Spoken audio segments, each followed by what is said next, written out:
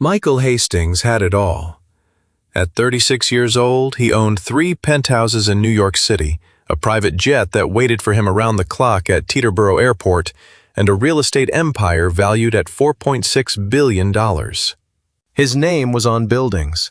His face showed up on magazine covers. His signature alone could move entire markets. And yet, on a Tuesday morning in late October, Michael Hastings was alone in the largest room of his Manhattan mansion, a room bigger than most people's entire apartment, and he could not get out of bed. It wasn't laziness, it wasn't arrogance, it was multiple sclerosis, and it had come into his life like a thief in the night, stealing things he never thought he needed to protect, because he never imagined he could lose them. First, it was the tingling in his fingers. Then the exhaustion that sat on his chest like a stone. Then came the bad days, when his legs simply forgot what legs were for. The floor became an enemy, and the staircase turned into an impossible mountain. His doctors called it manageable. They said plenty of people lived full lives with this disease. They talked about medications, therapies, lifestyle adjustments, all with calm, professional faces. And Michael sat through those appointments in his tailored suit and nodded along. Then he'd come home, dismiss 3 of his assistants, and hurl a coffee mug against the wall, because that was the only way he knew how to feel something without completely falling apart. The people in his life had responded to his illness in ways that told him everything he needed to know about them. His business partner, Grant, had flown in from London, sat across from him at the dining table, and spent 45 minutes talking about contingency plans and succession structures before Michael finally asked him to leave. His girlfriend of 2 years, Amanda, had cried beautiful photogenic tears, and 3 weeks later she was photographed in Monaco next to a 26-year-old Formula One driver. His board of directors sent a fruit basket and a card that used the word concerned 6 times without once asking how he actually felt. His mother had called. That much was real. But she lived in Arizona with her own health problems, and the conversation lasted 7 minutes and ended with her telling him she'd pray for him. Something Michael knew she meant with complete sincerity, but which in that moment felt like being handed a candle in the middle of a blackout and being told to be grateful for the light. So Michael did what Michael always did. He built a wall. Not just a metaphorical one, though that too, but a practical organizational one. He hired staff. He set rules.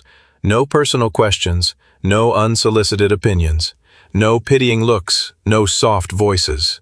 No casseroles left at his door by well-meaning people who wanted to feel useful without actually being useful. His house manager, a no-nonsense woman named Mrs. Whitfield, ran the home with military precision.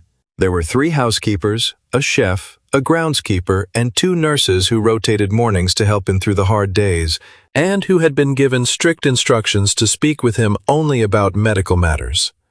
No small talk, no "how are you feeling today," unless they wanted to be replaced. Most of them lasted only a few weeks before quietly finding other jobs. The one who had lasted the longest 8 months so far was a woman named Rosa Martinez. Rosa was 31 years old from a small town in central Texas and had come to New York 6 years earlier with 1 suitcase, a college degree, and a quiet, bottomless determination that at first glance looked like simple stubbornness.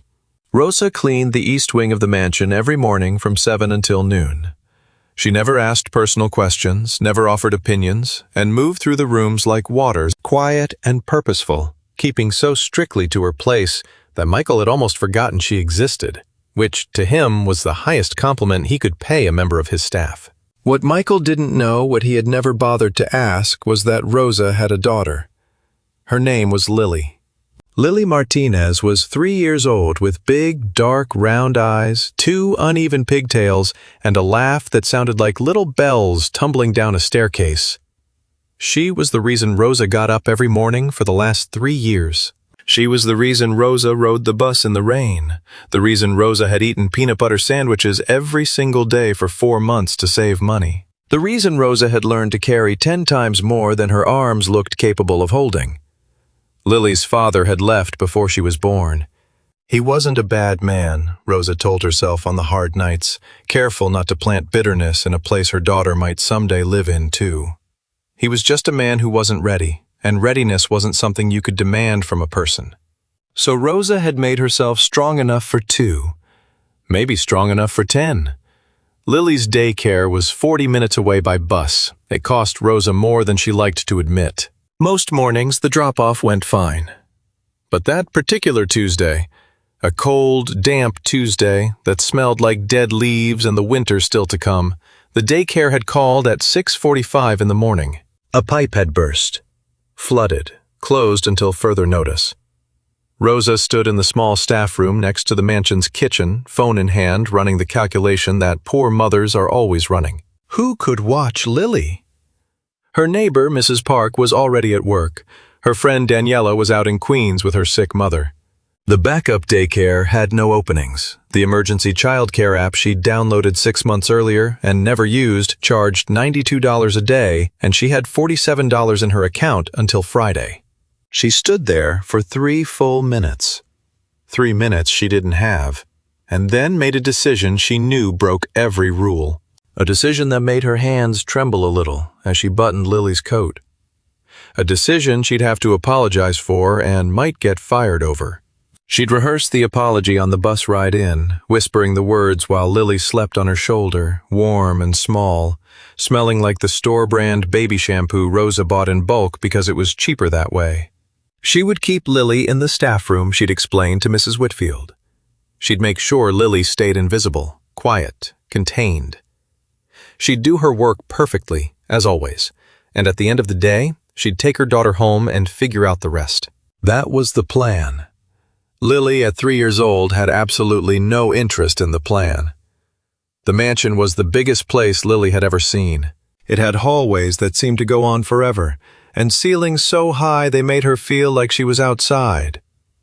It had a staircase with a wooden banister that curved like a slide, and it had a room. She spotted it through a door left slightly ajar, and inside was a man. A man lying in a very large bed, staring at the ceiling with eyes that looked like they'd forgotten how to blink. Lily had already seen sadness before. She was 3, not unobservant. She pushed the door open with both hands, the way she did everything fully and without hesitation. And Michael Hastings, who hadn't allowed a single person to walk into his room uninvited in 8 months, looked up, and there stood a little girl with uneven pigtails, staring at him with enormous dark eyes. "You have a sad face," Lily said. It was the most honest thing anyone had said to him in a long time. Michael stared at the girl in his doorway. His first instinct was the same one he applied to anything that entered his space uninvited. Remove it. Efficient, quick, no drama. He reached for the call button on his nightstand, the one that would summon Mrs. Whitfield, who would in turn track down whoever was responsible for this small person, and that would be the end of it. But his hand stopped halfway there. The girl hadn't moved. She stood in the doorway, her coat half buttoned, one pigtail slightly higher than the other, watching him with an expression that wasn't pity. He knew pity. Pity looked down at you.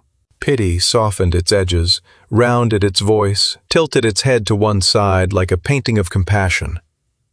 Pity came with casseroles and fruit baskets and cards that used the word concerned 6 times. This wasn't that. This was just a little girl looking at a person and saying exactly what she saw. "You have a sad face, don't you?" Michael said. His voice came out rougher than he intended, hoarse from an entire morning without speaking, from weeks of speaking as little as possible. Lily considered that information. She thought it over with the full weight of her 3-year-old processing power frowning slightly. "Your face says something else," Michael offered. He opened his mouth, closed it again. In 36 years of life across boardrooms and courtrooms and the ruthless world of New York real estate, nobody had ever told him his face said something else. People told him he was intimidating, brilliant, ruthless, ambitious, a once-in-a-generation business mind. Grant had once called him a walking algorithm, and meant it as a compliment, and Michael had taken it as one. Nobody had ever simply looked at his face and told him what they saw there. "Where did you come from?" he asked. He didn't say it harshly, more the way you'd ask where a stray cat had appeared from. "The kitchen room," Lily said with the total confidence of someone who had fully answered the question. She took one step into the room, then another. She moved like someone testing the ice, but the kind of kid who tests the ice is also the kind of kid who's already fully intending to cross the pond. "You're not supposed to be in here," Michael said. "Mommy says that too." Lily nodded solemnly, "about a lot of places." Despite everything, despite the stone-cold weight he'd carried in his chest since the diagnosis, despite the rough morning he'd had, the legs that had felt wrong since he woke up the call from his lawyer about a lawsuit heading in the wrong direction, Michael felt something shift inside him. A small change, like a door the wind cracks open, a wind you weren't expecting. It wasn't happiness. It was something smaller than that, closer to the memory of happiness, like finding a coin from a country you once visited. "What's your name?" he asked. "Lily," she said. "I'm free." "You're 3. She held up 3 fingers. "3, he said. "That's what I said." She had already wandered further into the room, almost without seeming to, the way water finds its own level. She looked at everything, the enormous windows overlooking the gray October sky, the dark wood furniture, the medical equipment resting in the corner like an unwelcome guest he couldn't ask to leave. Her eyes landed on a framed photograph on the nightstand. It was the only photograph in the room. It showed a much younger Michael, maybe 19 or 20, standing on a beach, laughing at something out of frame. Tanned, relaxed, completely unaware of everything that was coming for him. "Who's that?" Lily asked. "That's me," Michael said. She looked at the photo. She looked at him. She looked back at the photo. "Were you happy?" she said. It wasn't really a question. Michael didn't answer right away. The silence in the room was different from his usual silence. His usual silence was a fortress. This silence had a window in it. "I was younger," he said finally. Lily accepted the answer. She walked without asking permission, without hesitating, over to the small armchair by the window, the same chair the nurses used in the mornings, and climbed up onto it with all the physical effort of someone whose legs weren't quite long enough for the job, but whose determination made up the difference. She settled in, folded her hands in her lap. "I'm going to sit with you," she announced, "so you're not alone." Michael looked at this 3-year-old half his size in the chair in the room nobody entered in the house, where he himself had made absolutely sure nobody looked at him too closely. And he felt something crack, not break, crack, like old ice cracking in early spring, that first fissure announcing the season is changing, even though the ground is still frozen underneath. "You don't have to do that," he said. "I know," Lily answered. "I want to." It had been a long time since anyone had wanted to do something for Michael Hastings simply because they wanted to. Not because he was paying them, not because they wanted something from him. Not because it was professionally advantageous or socially strategic or part of some long game he hadn't yet figured out. A 3-year-old had walked into his room and offered him her company because she looked at his face and saw that he needed it. He didn't call Mrs. Whitfield. They sat there in silence for a while, the man and the little girl, and outside the window the gray October sky did what gray October skies do, pressing its cold face against the glass. And inside the room something very small and very important had begun. It was Rosa who found them. He'd spent 11 minutes in a silent panic sweeping the east wing, calling Lily's name in whispers because she couldn't afford to raise her voice, checking behind curtains and under tables with her heart in her throat. When she pushed open the door to that room, the door she had never once opened, the door she dusted the frame of every morning, as though it were sacred ground, she stopped cold. Lily was in the armchair, showing Michael something in her hands. It looked like a small rubber toy she carried in her coat pocket. She was explaining it in exhaustive detail, and Michael was listening, really listening. His head turned toward her, his eyes fixed on her face. He looked, Rosa, thought like a man who had just remembered something he didn't know he'd forgotten. "Mr. Hastings," Rosa began, her voice already loaded with apology. He looked up and then said the 5 words that changed everything. "Let her stay. Please." The days that followed were strange, tender, unlike anything the mansion had seen in a long time. Rosa brought Lily every morning while the daycare stayed closed. 3 days, then 5. And then the arrangement turned into something else entirely. Something nobody had planned, something that simply grew, the way small things sometimes grow once people stop trying to stop them. Michael had spoken with Mrs. Whitfield, briefly, quietly, in a tone that left no room for debate. Lily could come. A space would be set up for her in the sitting room next to the east wing. There would be toys. He'd asked Mrs. Whitfield to order them without explaining why. Mrs. Whitfield, practical to her core, 30 years spent running households and learning to read a room better than she read a face, placed the order without saying a word, though something shifted in her own chest too. Something she wouldn't have known how to name. Rosa had tried to protest. She'd stood in Mrs. Whitfield's office and carefully explained that she didn't want special treatment, that she was sorry for the trouble, that she'd figure out another arrangement. Mrs. Whitfield had looked at her over the top of her glasses for a long moment. "Mr. Hastings doesn't do things he doesn't want to do," she said simply. "Accept the arrangement." So Rosa accepted the arrangement. Lily, for her part, had developed strong opinions about the mansion. She liked the kitchen because the chef, a tall Haitian-American man named Andre, gave her little bits of bread dough to play with and let her sit on the counter while he worked. He taught her the French words for different vegetables, and she spent days walking around proudly announcing courgette to anyone who'd listen. She liked the garden even in the cold because the groundskeeper had an old, slow, gentle dog named Biscuit, who would stay perfectly still for minutes at a time while Lily arranged leaves across his back like a blanket. And she liked Michael's room. She didn't call him Mr. Hastings. She didn't call him Michael either. By the third day, she'd started calling him Mikey, and nobody, not Rosa, not Mrs. Whitfield, not Michael himself, said a single word about it. Because the first time she said it, Michael had looked up from the papers he was reviewing, and something in his face had gone very still, very quiet, in a way completely different from his usual stillness. His usual stillness was armor.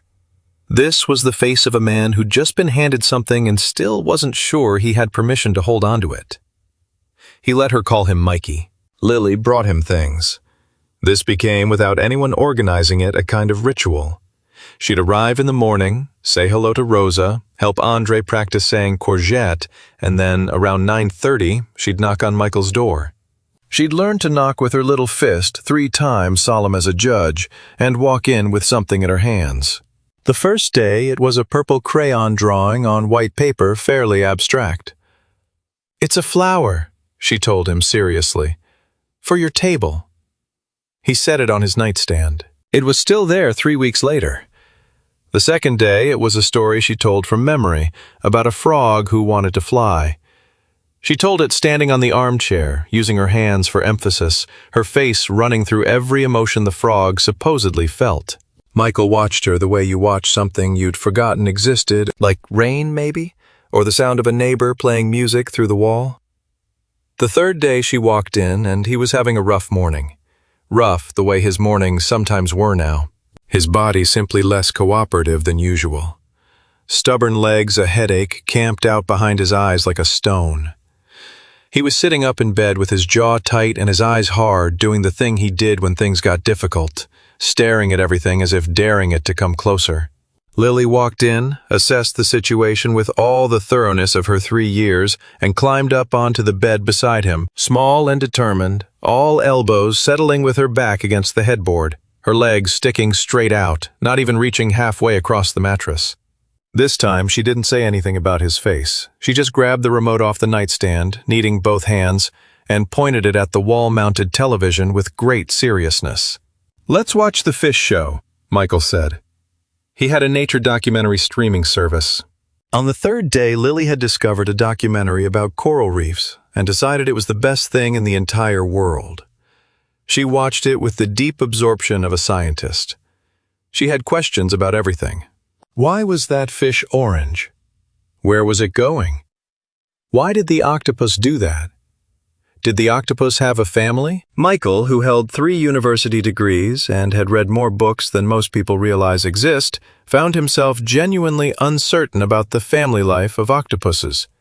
He looked it up. The next day, he read her the real answer off his phone, that octopuses were mostly solitary, but that mother octopuses guarded their eggs with extraordinary devotion, sometimes going months without eating. Lily listened with her hands folded in her lap. "Like Mommy," she said. Michael looked at her. "Like Mommy," he agreed. On the bad days, Lily's presence did something no medication had fully managed to do. It didn't fix the pain or the exhaustion or the fear. It didn't make his legs work or his future certain. But it changed the room. It turned the silence into something alive instead of something dead. She asked him questions that made him think not about business, not about his prognosis, not about his plans, but questions like whether clouds felt anything, or whether fish dreamed, or what his favorite color was and why. His favorite color, it turned out, was a very specific shade of blue, the blue of a swimming pool in summer. The kind you see when you're underwater and the light breaks apart up above. He hadn't thought about that memory in 20 years. He was 8. His grandmother had a pool. He remembered what it felt like to float in that blue, to look at the world through the water, and how safe it made him feel. "Ah, I see," he told Lily. "Mine's pink," she said immediately. "But also purple, but mostly pink." "A woman of strong opinions," he said. She nodded. Obviously, she was right. Rosa watched all of this from the edges, careful and unsure. She was grateful more than she could comfortably hold for the patience being extended to Lily, but she was also afraid. Not of losing her job, any more that fear had faded into the background, replaced by something more complicated. He was afraid of what Lily was giving to a man who maybe didn't know how to receive it without holding on too tightly. She was afraid of what would happen when the daycare reopened. She was afraid of the way Michael Hastings had started to look up whenever Lily walked in. That quick little flick of his eyes, like the reflex of a man hoping for good news. And she was afraid mostly because she had started to see him too. Not the billionaire, not the difficult employer behind the closed door, with staff that never lasted, but a 36-year-old man sick and alone in a room the size of a small country who had lost everything he thought made him real. She'd started bringing him coffee herself in the mornings before Lily arrived. A small thing. She didn't say anything. She'd set it on the table and turned to leave. On the 5th morning, he said, "Thank you, Rosa." It was the first time he'd ever said her name. She stood with her back to him for a moment before turning around because she needed that moment. "You're welcome to Mr. Hastings," she said, and walked out of the room before either of them could say anything more. Before whatever was quietly, slowly building between them could be seen in plain daylight, because the light was still arriving and neither of them was ready for it. But Lily was already standing in the middle of that light, arms stretched out trying to catch the sun. November arrived, and with it, a shift. Not in Michael's health, that stayed the same. Some days manageable, others not. The disease doing what diseases do, indifferent to wealth or willpower. But something else had changed something in the geography of the house. The way the rooms felt different when they were occupied by people who, without ever discussing it, had started to matter to one another. Andre began preparing little extras, a small bowl of soup, set aside cookies in a tin on the counter, a note that read, "For Lily," in his careful handwriting. Thomas, the groundskeeper, started leaving smooth river stones by the side door, the kind Lily had once admired, while he cleared the garden path. She'd filled her coat pockets with them and lined them up on the sunroom windowsill, like a collection of tiny planets. Mrs. Whitfield had rearranged her own morning schedule to pass through the East Wing between 9:15 and 9:30, right as Lily made her daily procession toward Michael's room. If you'd asked her, she would have said it was for logistical reasons. Nobody asked. Michael had begun changing in small ways he didn't fully notice himself, the way rivers shift their banks so slowly the change is only visible from a distance. He'd started asking Rosa questions, real ones, casual, unhurried, tucked into the moments when she was in the room adjusting curtains or gathering laundry, questions that were nothing and everything at once. Where was she from? How long had she been in New York? Did she like the city, or had she stayed for reasons that had nothing to do with liking it? Rosa answered carefully, at first giving him information without texture, like reading off a form. Texas, 6 years. She'd stayed because New York had the opportunities, and opportunities were what mattered when you had a daughter. But Michael asked follow-up questions, thoughtful ones. He was a man who listened the way he used to do business, completely leaving nothing on the table. And Rosa found herself uncomfortable and a little amazed, saying more than she'd planned to about her hometown and about her mother still back there, who called her on video every Sunday, and who Lily called Grandma, and who cried a little every time because 3 years old was passing too fast and she was missing it from 1,000 miles away. She talked about what it was like to be tired in a way that had no bottom, and to love something more than you love sleep, which was the closest Rosa had ever come to understanding faith. Michael listened to all of it. One afternoon in mid-November, he was sitting up in bed with Lily beside him, the fish show playing in the background, her running commentary serving as a second, far more enthusiastic soundtrack, when he had a moment. The kind of moment you can't plan for. The kind that arrives whole out of nowhere, handing you something you didn't know you needed. Lily had fallen asleep. It happened sometimes mid-morning, worn out from the enormous job of being 3 and curious about everything. She'd tipped sideways like a little tree in a gentle breeze and was now resting against him, her dark hair spread across the white pillow, her breathing slow and even. Michael went completely still. He was afraid to move, afraid to interrupt it, whatever it was, that warm, specific gravity, that small person breathing beside him, with the absolute trust of someone who hadn't yet learned that trust could be dangerous.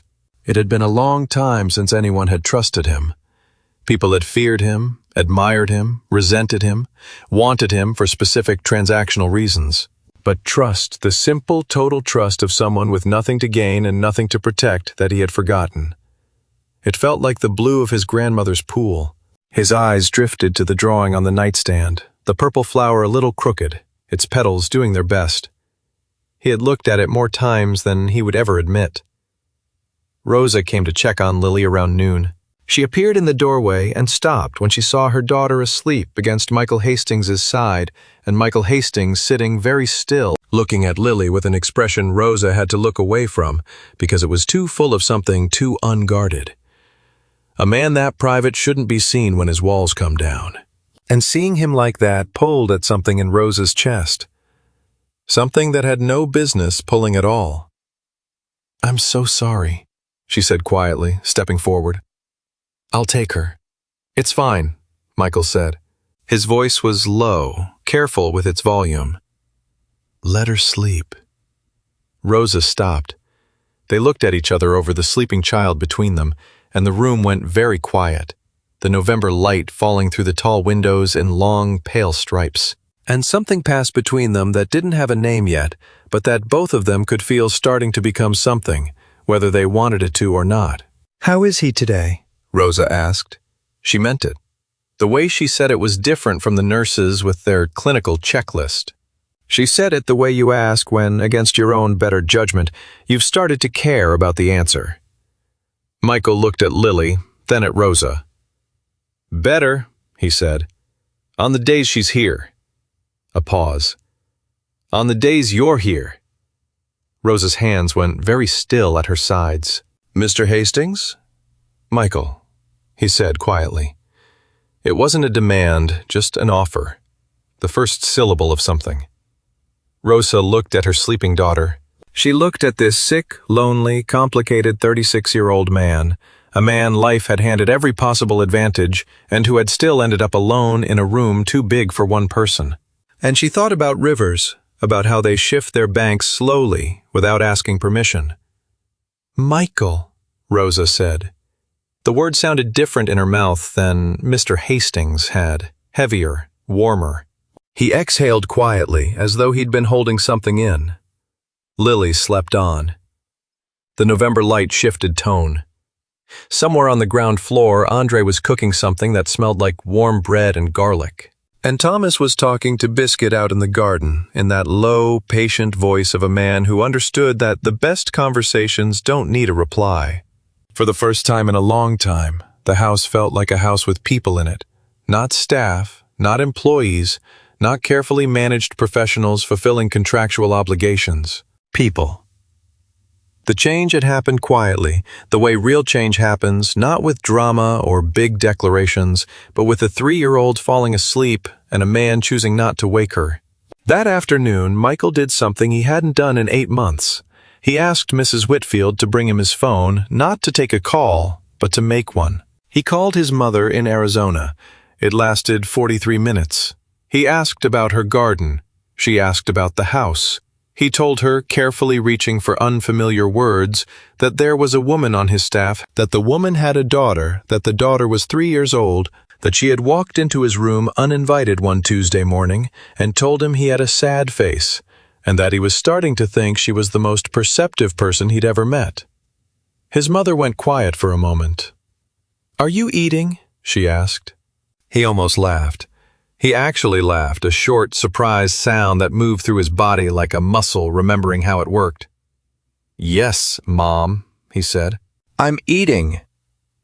December arrived with its cold and its light, and by then what existed between the four of them, Michael, Rosa, Lily, and the house that held them all, was something that could no longer be undone.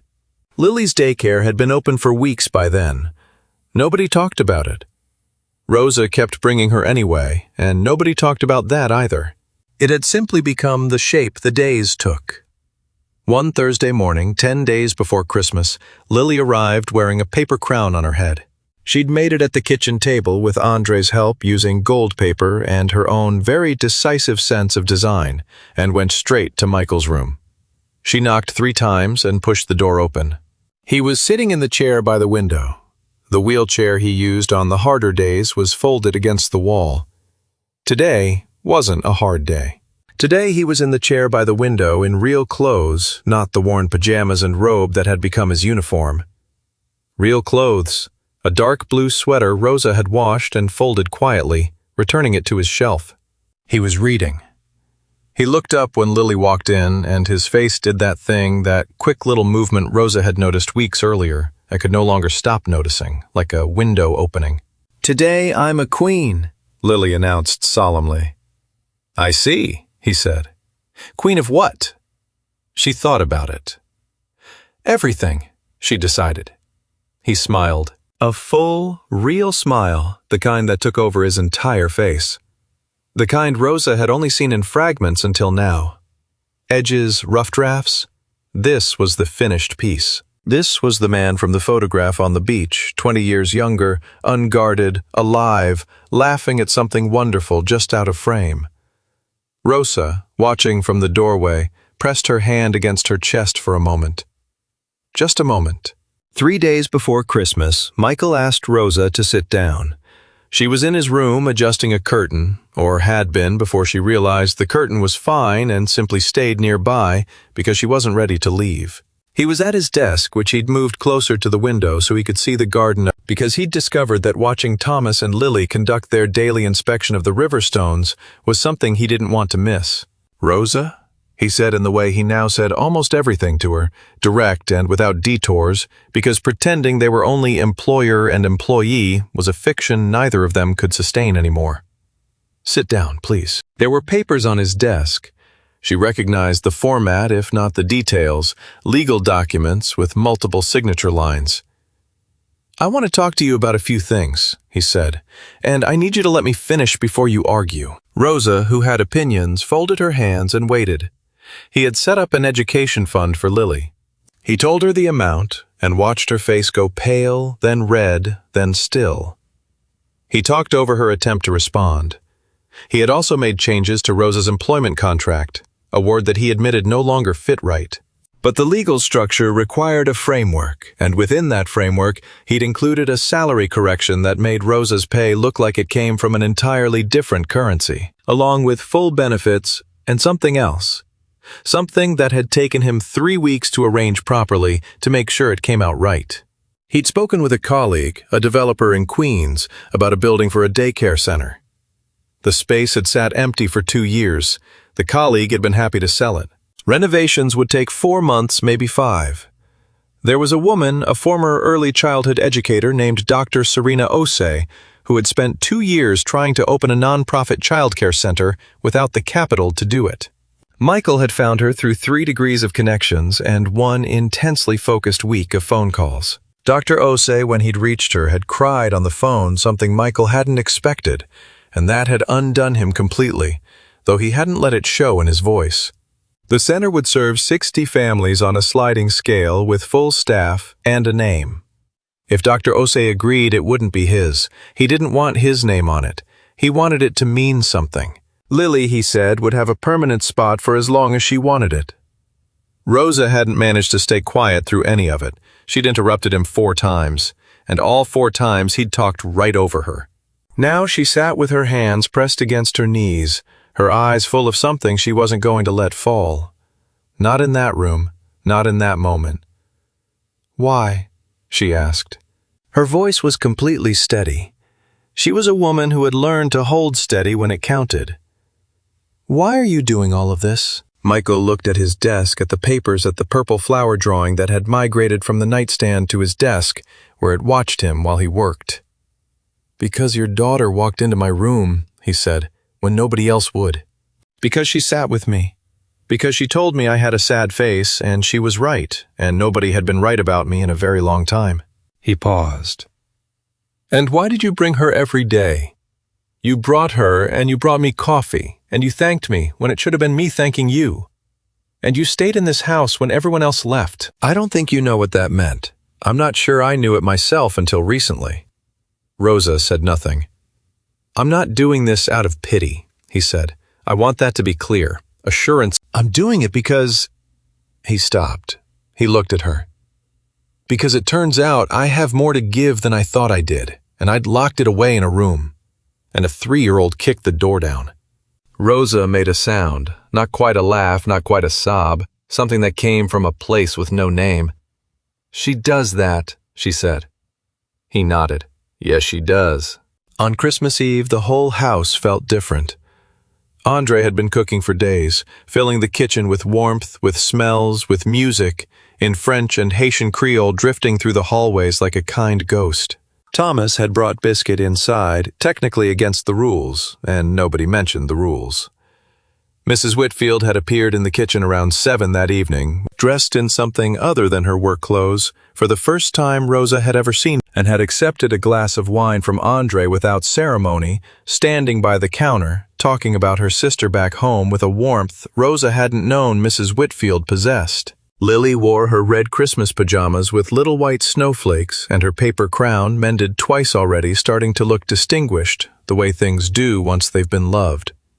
She sat curled in Michael's lap in the big armchair by the window. She'd climbed up there herself, scaling him like a small mountain, settling in with her back against his chest, as though she'd done it her whole life.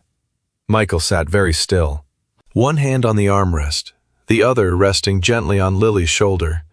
Rosa, from across the room, watched her daughter fall asleep in this man's arms for the 2nd time. She watched his face, watched him look at Lily with an expression that wasn't a business decision, wasn't a transaction, wasn't anything he had been before the diagnosis came and took everything apart. Because sometimes things have to break before you can see what's really inside them. She walked over to the window and stood beside the armchair. She said nothing, neither did he.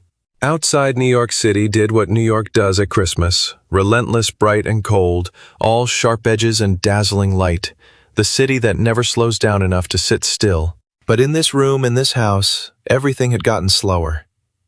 Lily breathed. The lights on the tree blinked, soft and unhurried. Michael looked up at Rosa. Rosa looked down at Michael. And between them, a 3-year-old asleep in a paper crown with uneven pigtails, breathing, holding, without knowing it, everything that mattered. "Merry Christmas," Rosa said quietly. "Merry Christmas," Michael said. His voice was full not of money, not of power, not of the cold, efficient architecture he'd spent 36 years building around himself. It was full of something warmer than all of that. Something that had walked into his room uninvited one Tuesday morning in October on small, unsteady legs, and had refused with the magnificent, absolute stubbornness of the very young and the very sure to be sent away. On the nightstand, the purple flower was still there, a little crooked, its petals still doing their best. The single most valuable thing in the entire room, Sometimes the people who save us don't know they're doing it. Sometimes they're 3 years old. They knock on your door, look at your face, and tell you the truth. And sometimes that's enough.